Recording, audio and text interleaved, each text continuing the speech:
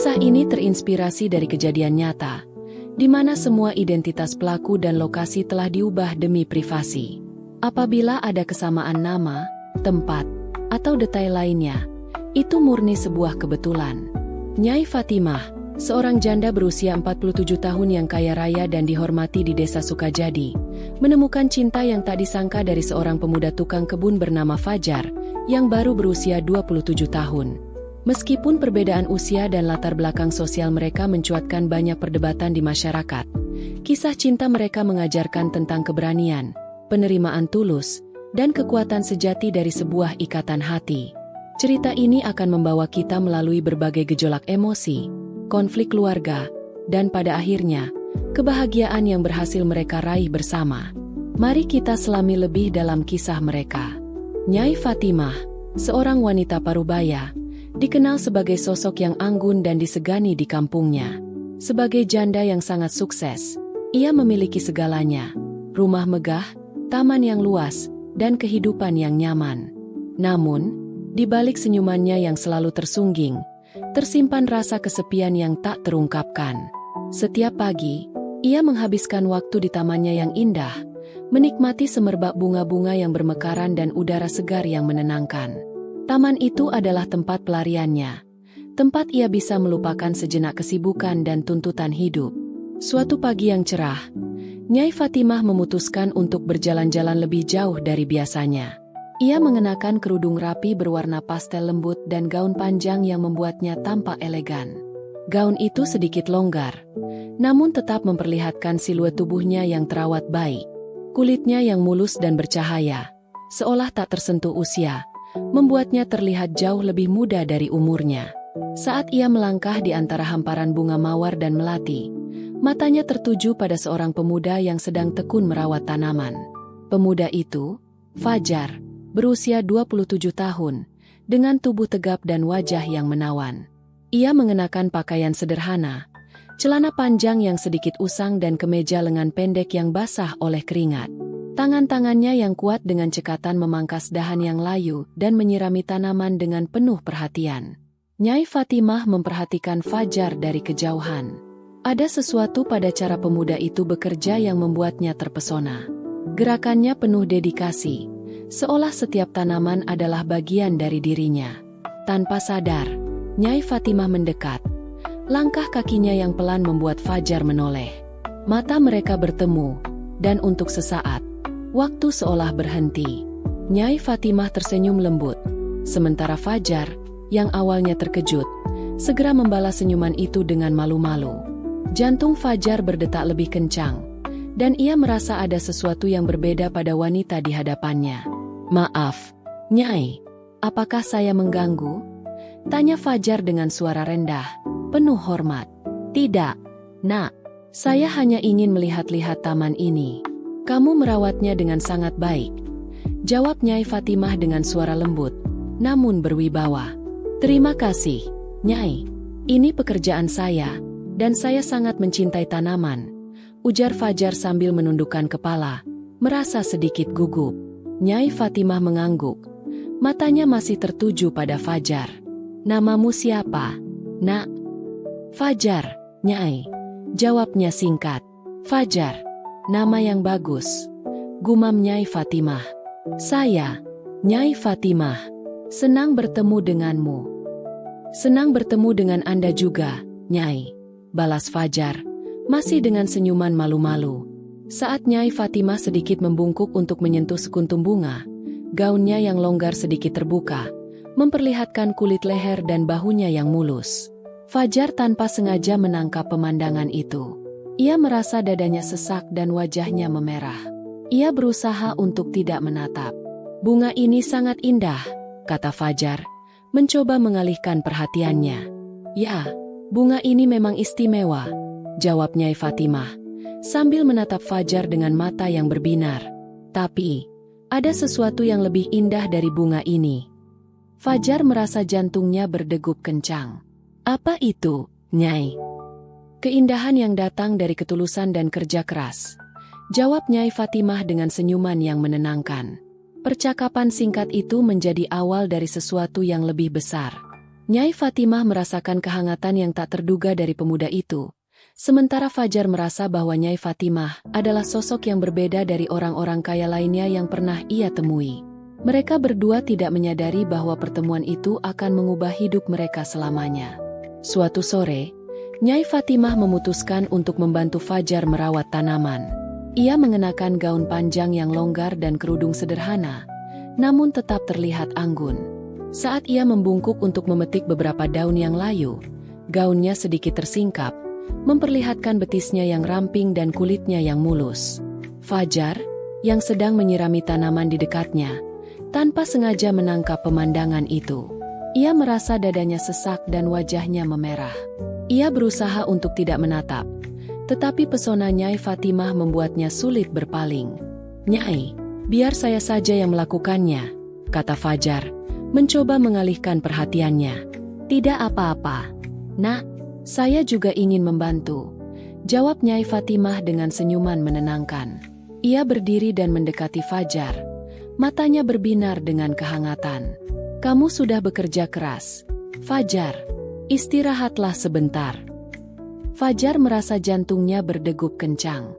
Ia menatap Nyai Fatimah, dan untuk pertama kalinya, ia menyadari betapa cantiknya wanita itu. Kulitnya yang mulus, mata yang berbinar, dan senyuman yang menenangkan membuatnya merasa seperti berada di dunia lain. "Nyai, Anda sangat cantik," kata Fajar, tanpa sadar. Nyai Fatimah tersenyum, matanya berbinar dengan kehangatan. "Terima kasih, Fajar. Kamu juga sangat baik dan pekerja keras." Mereka berdiri berdekatan. Suasana di antara mereka penuh dengan ketegangan yang manis. Fajar merasa ada sesuatu yang tak terungkapkan di antara mereka. Sesuatu yang membuatnya ingin lebih dekat dengan Nyai Fatimah.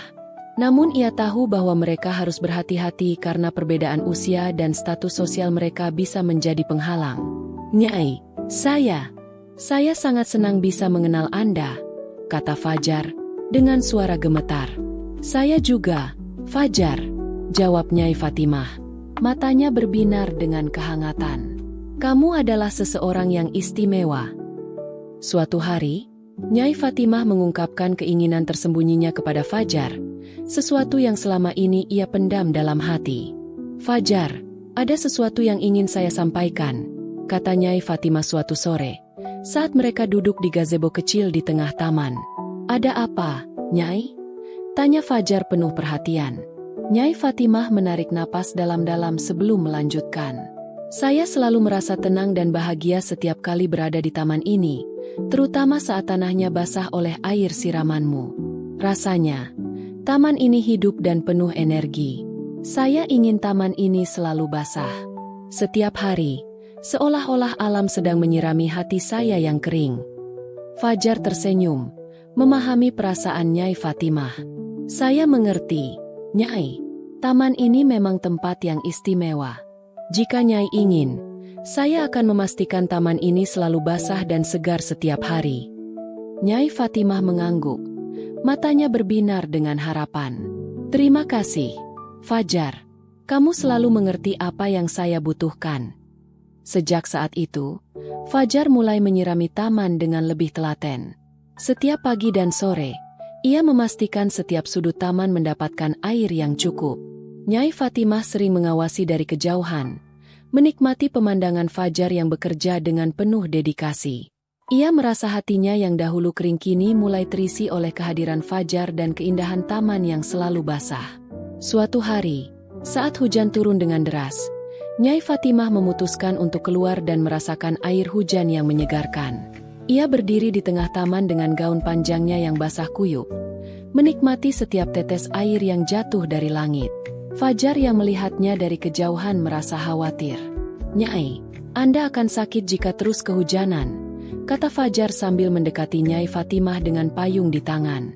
"Biarkan saja, Fajar. Saya ingin merasakan kebasahan ini, seolah-olah alam sedang memeluk saya," jawab Nyai Fatimah dengan senyuman lebar. Fajar mengangguk, memahami perasaan Nyai Fatimah. Ia berdiri di sampingnya, membiarkan payungnya melindungi mereka berdua dari hujan. Mereka berdiri berdekatan, menikmati kebersamaan di tengah taman yang basah oleh air hujan. "Fajar, terima kasih sudah membuat taman ini selalu basah dan hidup," kata Nyai Fatimah dengan suara lembut. "Saya hanya melakukan apa yang bisa saya lakukan, Nyai. Taman ini adalah tempat istimewa bagi kita berdua," jawab Fajar dengan mata yang berbinar. Mereka berdiri berdekatan, menikmati kebersamaan di tengah taman yang basah oleh air hujan. Nyai Fatimah merasa hatinya yang dahulu kering kini penuh dengan kebahagiaan dan kedamaian, berkat kehadiran Fajar dan keindahan taman yang selalu basah. Suatu pagi, Fajar tiba lebih awal di taman Nyai Fatimah untuk memastikan semua tanaman mendapatkan air yang cukup sebelum cuaca menjadi terlalu panas. Saat ia berjalan menuju kolam air di belakang rumah, ia mendengar suara gemericik air. Penasaran, ia mengikuti suara itu dan tanpa sengaja melihat Nyai Fatimah sedang mandi di kolam kecil yang dikelilingi oleh tanaman hijau. Nyai Fatimah, yang tidak menyadari kehadiran Fajar, sedang menikmati kesegaran air pagi. Tubuhnya yang mulus dan memikat, terlihat jelas di bawah sinar matahari pagi. Kulitnya yang putih bersinar, dengan lekuk tubuh yang proporsional, membuat Fajar terpana. Ia merasa jantungnya berdegup kencang dan wajahnya memerah. Ia berusaha untuk tidak menatap, tetapi pesona Nyai Fatimah membuatnya sulit berpaling. "Fajar!" Tiba-tiba Nyai Fatimah menyadari kehadirannya. Ia cepat-cepat mengambil handuk dan menutupi tubuhnya. "Apa yang kamu lakukan di sini?" Fajar, yang merasa sangat malu, segera menundukkan kepala. "Maaf, Nyai, saya tidak bermaksud. Saya hanya ingin memastikan kolam ini penuh air untuk tanaman." Nyai Fatimah tersenyum meskipun ia juga merasa malu. "Tidak apa-apa, Fajar. Kamu bisa pergi sekarang. Saya akan segera selesai." Fajar mengangguk dan cepat-cepat pergi, merasa sangat bersalah atas apa yang baru saja terjadi. Ia berjanji pada dirinya sendiri untuk lebih berhati-hati di masa depan. Suatu sore, Nyai Fatimah memutuskan untuk mengenakan pakaian yang lebih santai saat membantu Fajar di taman. Ia memilih baju ketat yang menonjolkan lekuk tubuhnya dengan celana panjang yang juga pas di badan. Baju itu memperlihatkan area dada yang berisi dan lekukan pinggul yang indah, membuat penampilannya terlihat sangat menawan. Fajar, yang sedang sibuk memotong rumput, menoleh saat mendengar langkah kaki Nyai Fatimah.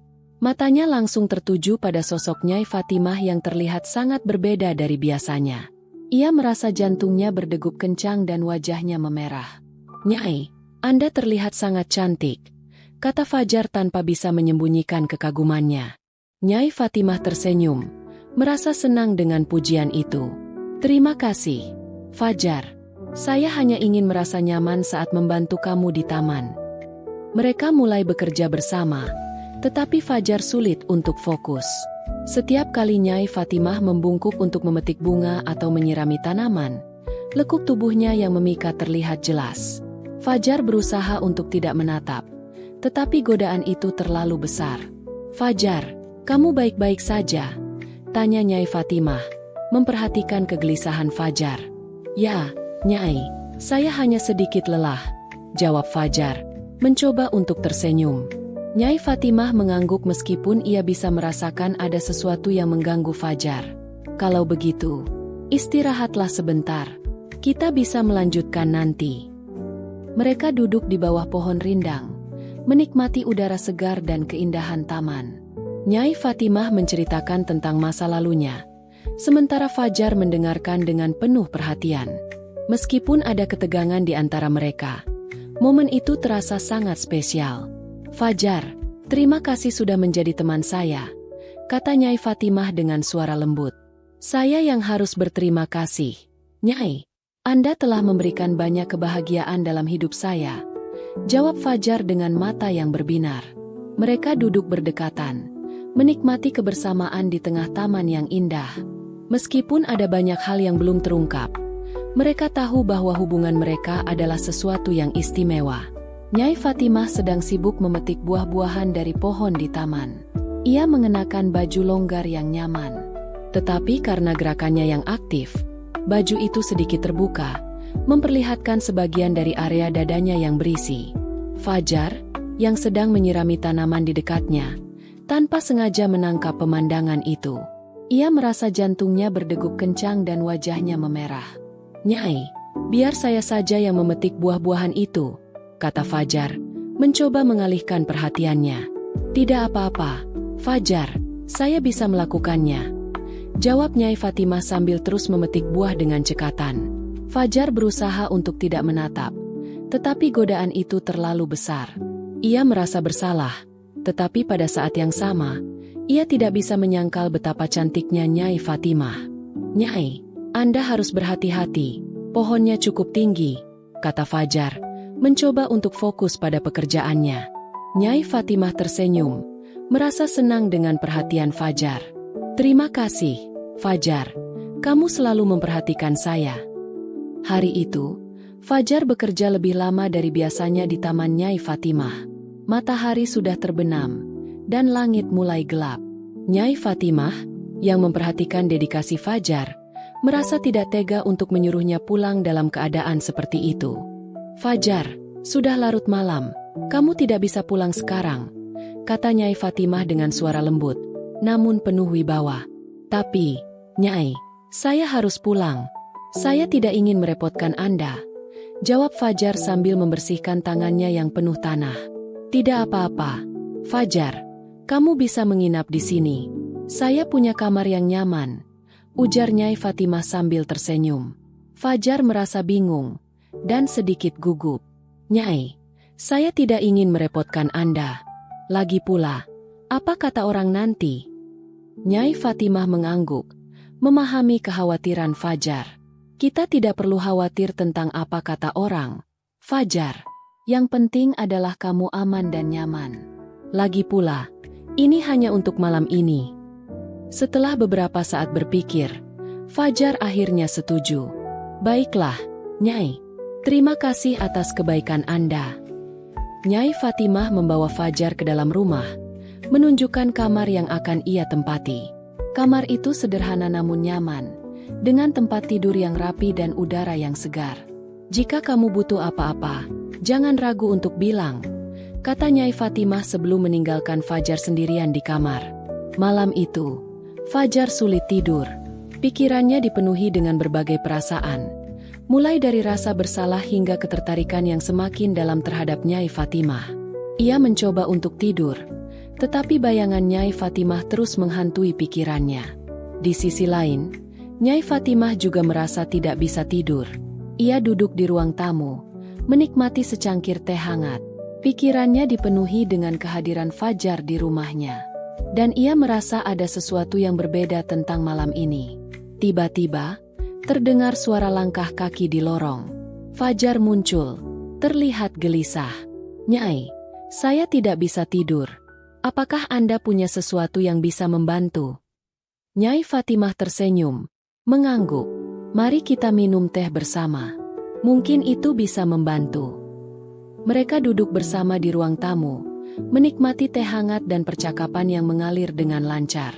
Mereka berbicara tentang banyak hal, mulai dari impian hingga ketakutan mereka. Malam itu, mereka merasa semakin dekat satu sama lain. "Fajar, terima kasih sudah menemani saya malam ini," kata Nyai Fatimah dengan suara lembut. "Saya yang harus berterima kasih, Nyai. Anda telah membuat malam ini sangat spesial," jawab Fajar dengan mata yang berbinar. Mereka duduk berdekatan, menikmati kebersamaan di tengah keheningan malam. Meskipun ada banyak hal yang belum terungkap, mereka tahu bahwa hubungan mereka adalah sesuatu yang istimewa. Setelah malam yang tak terlupakan bersama Fajar, Nyai Fatimah mulai merenungkan banyak hal tentang hidupnya. Sebagai seorang janda yang sukses, ia memiliki segalanya: kekayaan, rumah yang indah, dan taman yang luas. Namun, ada satu hal yang masih kurang dalam hidupnya: seorang anak yang bisa menjadi penerusnya. Pikiran ini terus menghantui Nyai Fatimah, dan ia mulai menyadari bahwa Fajar mungkin adalah jawaban dari keinginannya. Suatu pagi, Nyai Fatimah memanggil Fajar ke ruang tamu. Ia duduk dengan tenang sambil menunggu Fajar datang. Saat Fajar masuk, ia terlihat sedikit gugup. "Fajar, duduklah. Ada sesuatu yang ingin saya bicarakan denganmu," kata Nyai Fatimah dengan suara lembut namun penuh wibawa. Fajar duduk di hadapan Nyai Fatimah, menatapnya dengan penuh perhatian. "Ada apa, Nyai?" Nyai Fatimah menarik napas dalam-dalam sebelum melanjutkan. "Fajar, kamu tahu bahwa saya sudah lama hidup sendiri? Saya memiliki segalanya. Tetapi, ada satu hal yang masih kurang dalam hidup saya, seorang anak yang bisa menjadi penerus saya." Fajar mengangguk, mulai memahami arah pembicaraan ini. "Saya mengerti, Nyai. Tapi, apa yang bisa saya lakukan?" Nyai Fatimah tersenyum, matanya berbinar dengan harapan. "Fajar, saya ingin menikahimu. Saya percaya bahwa kita bisa membangun keluarga yang bahagia bersama. Kamu adalah seseorang yang istimewa dan saya yakin kita bisa memiliki keturunan yang baik." Fajar merasa jantungnya berdegup kencang. Ia tidak pernah menyangka bahwa Nyai Fatimah akan mengungkapkan keinginannya seperti ini. "Nyai, ini sangat mengejutkan. Saya tidak tahu harus berkata apa." "Kamu tidak perlu menjawab sekarang. Fajar, pikirkanlah baik-baik. Saya tidak ingin memaksamu," kata Nyai Fatimah dengan suara lembut. Fajar mengangguk, merasa bingung dan gugup. "Saya akan memikirkannya, Nyai. Terima kasih atas kepercayaan Anda." Setelah percakapan itu, Fajar pergi ke taman untuk merenungkan keputusan besar ini. Ia merasa terhormat, tetapi juga khawatir tentang apa yang akan terjadi jika mereka menikah. Apakah masyarakat akan menerima mereka? Apakah ia siap untuk menjadi suami dan ayah? Sementara itu, Nyai Fatimah duduk di ruang tamu, menikmati secangkir teh hangat. Ia merasa lega telah mengungkapkan keinginannya, tetapi juga khawatir tentang jawaban Fajar. Ia tahu bahwa ini adalah langkah besar, tetapi ia yakin bahwa ini adalah keputusan yang tepat. Malam itu, Fajar kembali ke rumah Nyai Fatimah. Ia duduk di hadapan Nyai Fatimah dengan ekspresi yang serius. "Nyai, saya sudah memikirkan apa yang Anda katakan," kata Fajar dengan suara yang tegas. "Dan?" tanya Nyai Fatimah dengan harapan yang besar. "Saya setuju, Nyai. Saya ingin menikahi Anda dan membangun keluarga bersama," jawab Fajar dengan mata yang berbinar. Nyai Fatimah tersenyum merasa lega dan bahagia. "Terima kasih, Fajar. Kamu telah membuat saya sangat bahagia." Setelah melalui berbagai rintangan dan perjuangan, Nyai Fatimah dan Fajar akhirnya memutuskan untuk menikah. Pernikahan mereka diadakan secara sederhana namun penuh makna, dihadiri oleh keluarga terdekat dan teman-teman yang mendukung hubungan mereka. Meskipun awalnya banyak yang meragukan, lambat laun masyarakat mulai menerima dan menghormati keputusan mereka. Nyai Fatimah dan Fajar membangun kehidupan baru bersama. Mereka mengelola taman dengan penuh cinta, dan tidak lama kemudian, Nyai Fatimah mengandung anak pertama mereka. Kelahiran anak itu menjadi kebahagiaan terbesar dalam hidup mereka, mengukuhkan ikatan cinta yang telah mereka bangun. Dengan keturunan yang mereka idamkan, Nyai Fatimah dan Fajar hidup bahagia, membuktikan bahwa cinta sejati tidak mengenal batas usia atau status sosial. Mereka menjadi inspirasi bagi banyak orang, menunjukkan bahwa kebahagiaan sejati bisa ditemukan ketika kita berani mengikuti hati. Terima kasih yang sudah menonton cerita ini sampai akhir. Kisah sederhana tentang dua hati yang dipertemukan oleh waktu, kesepian, dan keberanian untuk membuka diri. Kita belajar bahwa cinta tak selalu datang dengan gemuruh. Kadang ia muncul dalam keheningan, dalam ketulusan kecil yang tak terucap, tapi terasa. Semoga kisah ini bisa menyentuh hati kalian, menghangatkan malam yang sunyi, dan mengingatkan bahwa siapapun kamu, dari latar apapun, pantas dicintai dan mencintai. Karena cinta sejati tak mengenal perbedaan. Dan kalau kamu suka cerita-cerita seperti ini, yang penuh rasa, emosi, dan kisah hidup yang menggugah, jangan lupa untuk like, subscribe, dan nyalakan lonceng.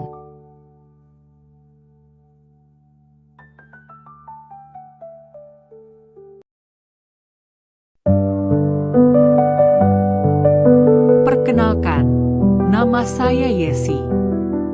Usia saya 24 tahun dan saya baru saja menyelesaikan pendidikan di perguruan tinggi. Saya tinggal di suatu desa yang cukup terpencil, jauh dari keramaian kota. Ini adalah cerita saya. Sebuah cerita mengenai pengalaman pertamaku bersama Om Marco. Sebuah kisah cinta yang tidak pernah saya bayangkan sebelumnya. Singkatnya, hubungan saya dengan Om Marco mulai terjalin 9 bulan setelah saya lulus. Pada saat itu, orang tuaku meminta agar saya mengajar di sekolah dasar sesuai dengan jurusan yang saya ambil. Namun, saya menolak. Saya ingin mencoba mendaftar menjadi pegawai bank. Saya sudah melamar ke berbagai bank baik swasta maupun BUMN, tetapi belum berjodoh sehingga saya gagal. Beberapa bulan kemudian, saya bolak-balik mencari pekerjaan, tetapi tak kunjung mendapatkan hasil. Akhirnya, saya memutuskan untuk membantu bapak dan ibu di kampung merawat padi yang mereka tanam. Seperti biasa, setiap hari jam 12 siang, saya dan orang tua beristirahat di pondok kebun sambil menikmati makanan yang kami bawa dari rumah. Suatu ketika, ibuku menyarankan, "Yesi, coba deh kamu kunjungi Tante Mira, teman ibu semasa sekolah. Mungkin dia ada pekerjaan untukmu, lebih baik daripada hanya di sini." Tante Mira adalah teman masa sekolah ibuku. Dulu, dia memiliki usaha penjualan buah di kota dan kini sudah memiliki banyak cabang. Tante Mira mempunyai suami berusia sekitar 52 tahun dan mereka belum dikarunia anak. Entahlah mengapa sampai sekarang mereka belum memiliki keturunan. Mereka berdua sudah berteman baik sejak zaman SMA, dan hubungan itu masih terjalin hingga kini. Saya pun belum yakin ingin mengikuti saran ibuku. Selama beberapa bulan setelah tawarannya, saya terus ke sawah. Rasa bosan pun muncul. Akhirnya, saya memutuskan untuk mempertimbangkan saran ibuku. Pada suatu sore, saya dan ayah menggunakan sepeda motor tua menuju terminal untuk membeli tiket bus menuju kota, ke rumah Tante Mira, tempat saya akan bekerja. Setelah mendapatkan tiket, keesokan harinya, pagi-pagi bapak dan ibu mengantar saya ke terminal bus. Saya melihat wajah mereka tampak sedih. Saya merasa tidak tega melihat mereka, terutama karena mereka masih bekerja keras meski sudah tua. Sekitar setengah jam menunggu, akhirnya bus yang saya tunggu datang. Saya melambaikan tangan dan meninggalkan bapak dan ibu untuk naik bus menuju kota.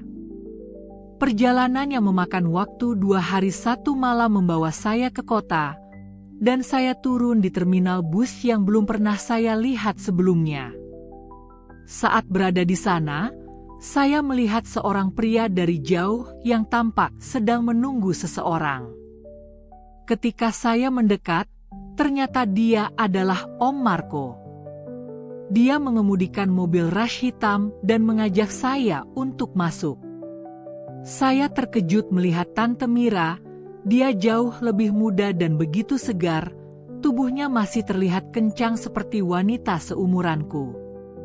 Setelah menempuh perjalanan sekitar 1 jam, saya tiba di rumah Tante Mira. Tante Mira sering pergi ke luar kota untuk memeriksa berbagai kebutuhan untuk tokonya. Tak heran jika mereka memiliki banyak cabang. Mereka adalah salah satu pemasok besar di kota. Om Marco, yang berusia 52 tahun, terlihat jauh lebih tua dari Tante Mira. Dia berciri khas rambut putih, perut buncit, dan wajah yang menarik, mungkin karena keberhasilannya. Saat saya disambut oleh Tante Mira, Om Marco segera mengajak saya ke meja makan. Tante Mira menyediakan makan malam untuk kami. Sambil makan, Om Marco berkata, "Yesi, semoga kamu rajin bekerja di sini dan betah tinggal di sini ya." Saya merasa malu karena saya sangat canggung ketika bertemu orang baru. Tenang saja, Yesi. Anggap saja kami ini seperti orang tuamu di sini. Kamu bisa menemani om kamu di rumah besar ini.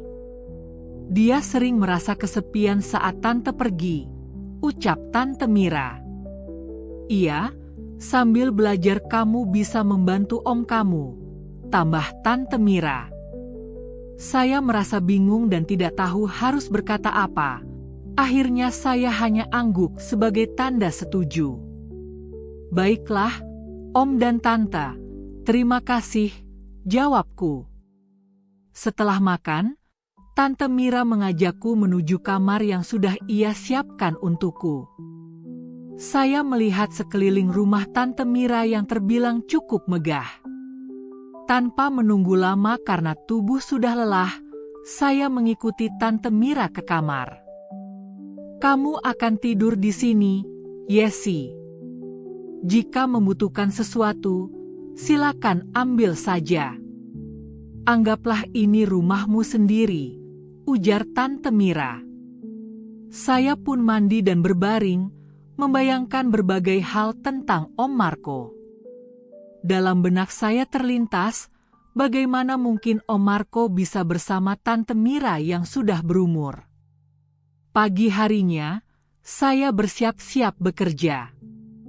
Ketika tiba di meja sarapan, saya melihat Om Marco dan Tante Mira sudah duduk. Om Marco memanggil saya untuk bergabung. Yesi, nanti ikut Tante ya agar kamu tahu apa yang harus kamu kerjakan di toko, katanya. Baik, Om, sahutku.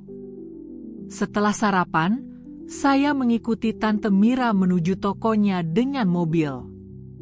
Setelah sekitar 20 menit perjalanan, saya akhirnya tiba di toko. Saya sangat terkejut, karena toko Tante Mira ternyata sangat besar dan memiliki ruang penyimpanan yang luas, serta banyak karyawan bekerja di sana. Tante Mira menempatkan saya di bagian kasir untuk membantu pegawai yang sedang bertugas. Setiap hari, Tante Mira selalu ada di toko.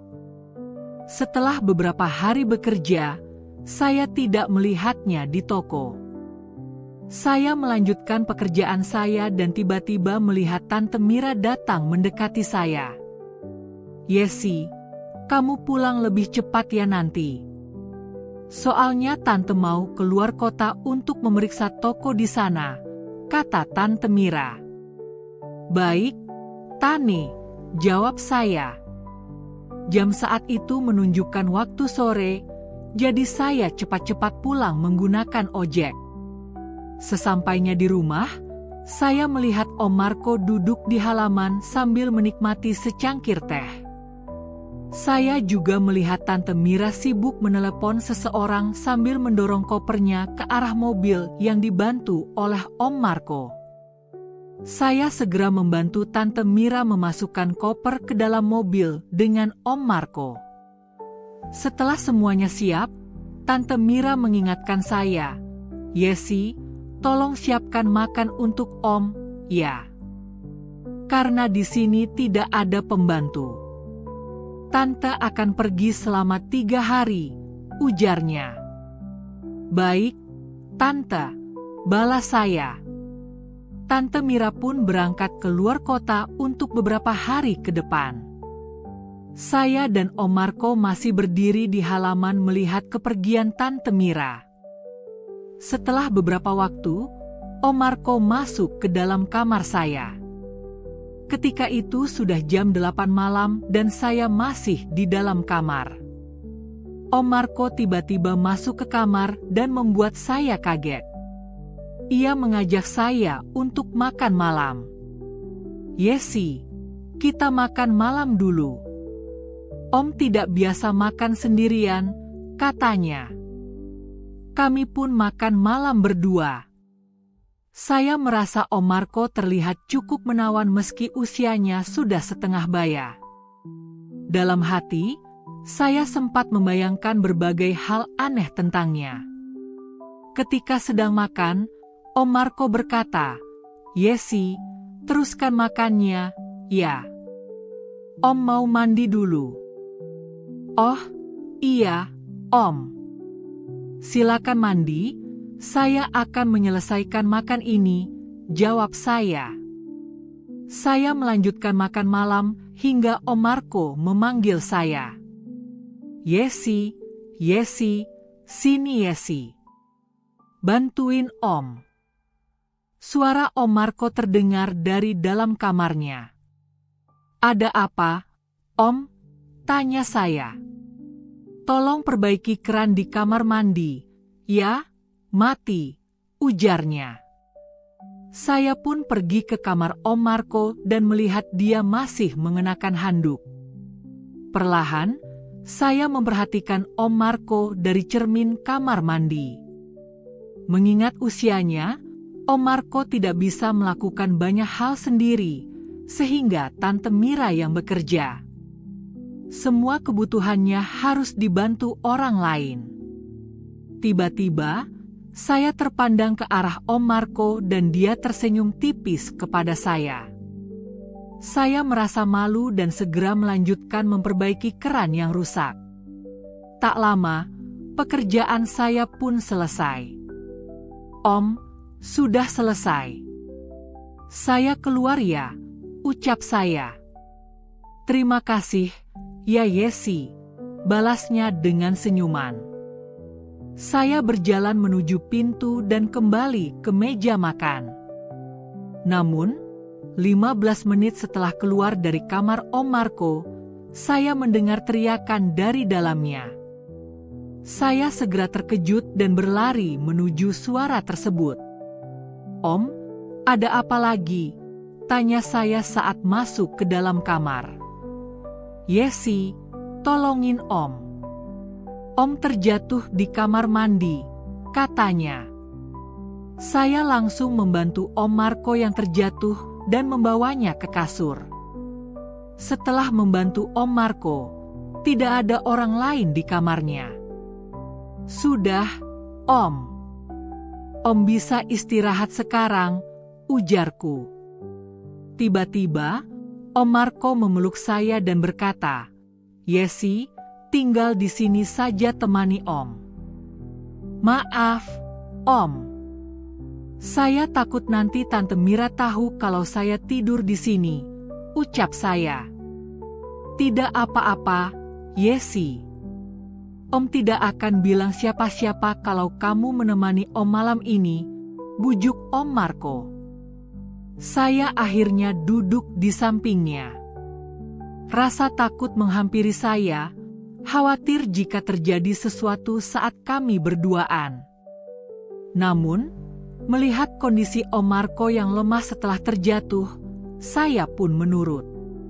Saya tidur di sofa di kamar Om Marco, sementara dia tidur di kasur. Jam menunjukkan jam 1 malam. Saat itu, saya berpura-pura tidur walaupun setengah sadar.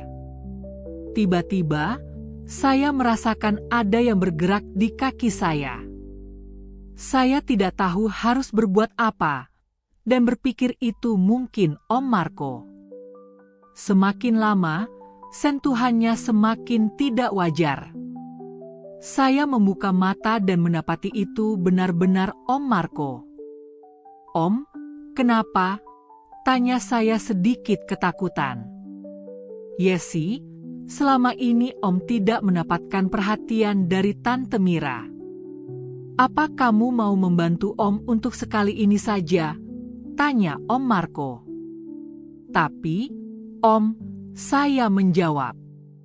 Akhirnya, tanpa banyak bicara, kami berdua melakukan sesuatu yang tidak pantas.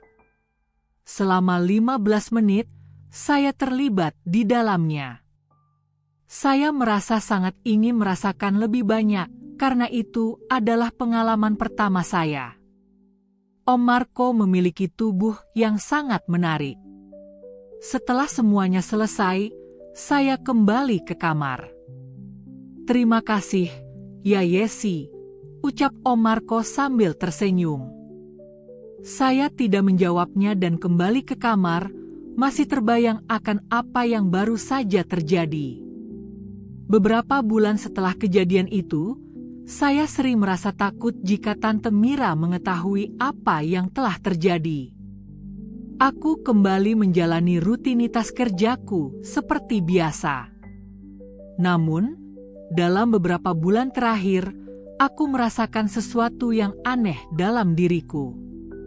Ada rasa mual dan ketidaknyamanan di perutku. Aku mencoba pergi ke toilet yang ada di toko. Betapa terkejutnya aku ketika menyadari bahwa ini pasti berkaitan dengan apa yang terjadi malam itu bersama Om Marco. Saat berada di rumah, aku mencoba berbicara dengan Om Marco untuk meminta tanggung jawabnya. Om Marco sedang duduk santai di halaman rumahnya ketika aku datang. "Om, aku perlu bicara," kataku. "Ada apa, Yesi?" tanya Om Rudi. "Om, apa yang kita lakukan malam itu? Sekarang ada efeknya." "Apa yang akan terjadi padaku, Om?" tanyaku. "Apa maksudmu, Yesi?" "Kamu Hem?" tanyanya dengan rasa ingin tahunya. "Iya, Om," jawabku. Akhirnya, Om Marco menyuruhku untuk kembali ke kampung halaman dan memberikan uang yang cukup banyak. Dia khawatir jika Tante Mira mengetahui semuanya. Om Marco juga bisa diusir dari rumahnya. Aku merasa bingung tentang cara menyampaikan semua ini kepada orang tuaku. Namun, semuanya sudah terjadi. Hanya ada penyesalan yang tersisa. Aku memutuskan untuk kembali ke kampungku. Setibanya di sana, aku bingung harus berbuat apa. Tak lama kemudian, aku bertemu dengan Andi, mantan pacarku. Dia ingin menikah denganku, tetapi aku merasa terjebak. Akhirnya, aku menerima tawarannya dan kami menikah. Andi tidak tahu apa yang sebenarnya terjadi. Dia tidak menyadari bahwa apa yang ada sekarang bukanlah hasil darinya, tetapi dari hubungan dengan Om Marco. Di hari pernikahanku, Om Marco dan Tante Mira hadir. Om Marco tampak tidak merasa bersalah. Aku benar-benar menyesal atas tindakan yang kuambil dengan Om Marco. Sekarang, setelah hasil dari hubunganku dengan Om Marco lahir, hanya ada penyesalan yang tersisa. Aku juga tidak pernah menceritakan semua ini kepada suamiku, Andi. Kuanggap semua ini sebagai pelajaran berharga dalam hidupku.